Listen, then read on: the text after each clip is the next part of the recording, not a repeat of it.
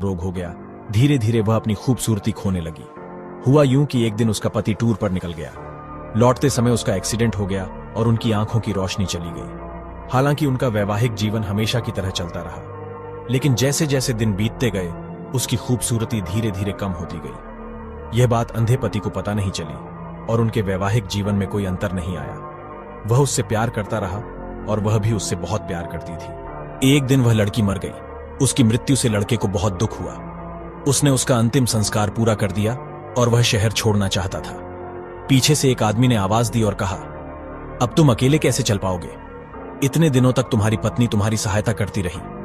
उसने उत्तर दिया, मैं अंधा नहीं हूं। मैं अंधे होने का नाटक इसलिए कर रहा था क्योंकि अगर उसे पता होता कि मैं उसका बदसूरत शरीर देख सकता हूं तो इससे उसे उसकी बीमारी से ज्यादा दुख होता। इसलिए मैंने अंधा होने का नाटक किया। वह बहुत अच्छी पत्नी थी। मैं तो सिर्फ उसे खुश रखना चाहता था। कहानी का सार, कभी कभी खुश रहने के लिए अंधाधुंध व्यवहार करना और एक दूसरे की कमियों को नजरअंदाज करना हमारे लिए अच्छा होता है। यदि आप मुझे फॉलो नहीं कर रहे हैं तो शायद आप मुझे कभी ना देख पाए। अगर आपने फॉलो किया है तो बधाई हो, आप हर रोज कुछ नया सीख रहे हैं।